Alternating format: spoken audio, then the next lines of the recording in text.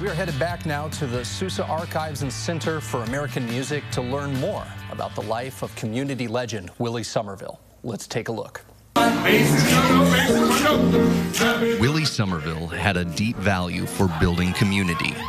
He was a musician by trade with a personal passion for sacred music because of the meaning behind the music that connected with his faith. He would use it to overcome issues of diversity and bring people together. Sacred music gave Willie Somerville life. Being born in Sunshine, Arkansas, raised in Crossett, Arkansas, this was during a time with segregation in the schools, and so he wanted to make sure that although it was segregated, that there was so much to be celebrated in his community as a Black person. And so he never wanted even our lives to feel like, although there was segregation, there was nothing wrong with your Black community. And I think that that's really important to understand, just being raised, because he knew that integration was coming. He was born in the 40s. And so he saw Jim Crow and all of the different things that he never wanted for his children or his grandchildren. And so, but he also did not want us to negate or always be comfortable celebrating who we are. And so when I think about that, that was very important to him. And he wanted the community to see that too. When presented with the opportunity to bring his students to Rome to sing in St. Peter's Basilica, the cost of the trip threatened to prevent his class from going. But Mr. Somerville turned to the community. I recall being at home and I'm like, what, you got selected? He's like, yeah, my children are gonna get to go, but we gotta raise $75,000. And he said, but we're gonna do it differently. And I was like, well, what are you gonna do? He said, we're gonna use the gift of singing. I'm gonna let my young people sing, and the community got behind them. And they sang everywhere, and people contributed. 45 students that had never left Champaign. Some of them had never left Champaign. Some of them had never left their neighborhood. That is very powerful. And they went and sang in St. Peter's Basilica at their Mass. Isn't that something? That's powerful. Working with students came from a deep and personal place in Willie Somerville's heart that was inspired by the experiences he had as a child. You have to understand being raised in the South, and during that time, like a lot of kids had to go and work just due to life circumstances.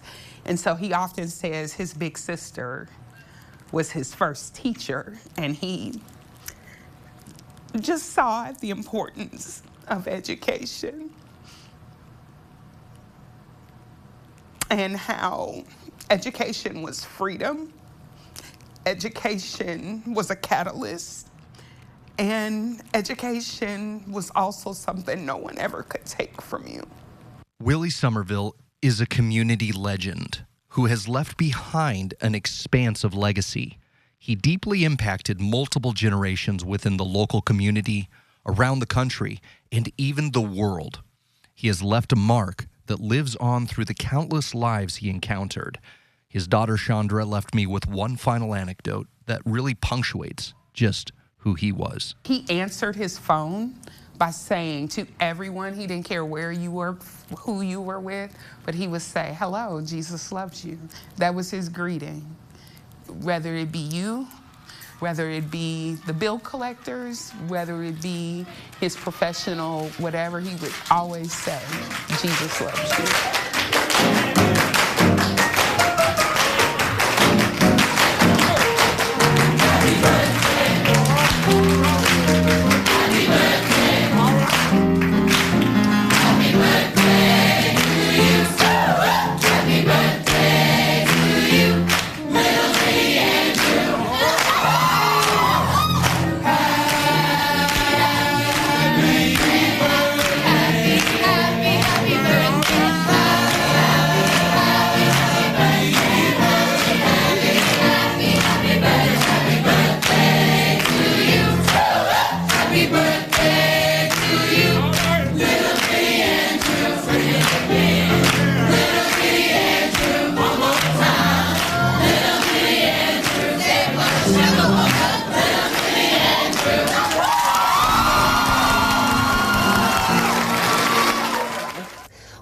an incredible life and legacy. It's amazing to see the impact that one person can have on so many people. I could really feel the energy that he brought in those clips with his choir. That's right. There may have been some dancing going on while we were doing the edit on that. It was a lot of fun. But I do want to point out that the music we used in both of those segments were music from Willie Somerville's choirs. Yeah, so cool. Now, remember, you can check out the exhibit of Mr. Somerville at the University of Illinois. Willie Somerville, A Life of Music, Faith, and Service. It's on display in the School of Music lobby, happening now and continuing through through February. Through February, yes. And that exhibit has been curated by the Sousa Archives and Center for American Music. And I want to thank them again for providing photographs, video, and other materials from their collection. You can find more information on our website, ciLiving.tv, after the show.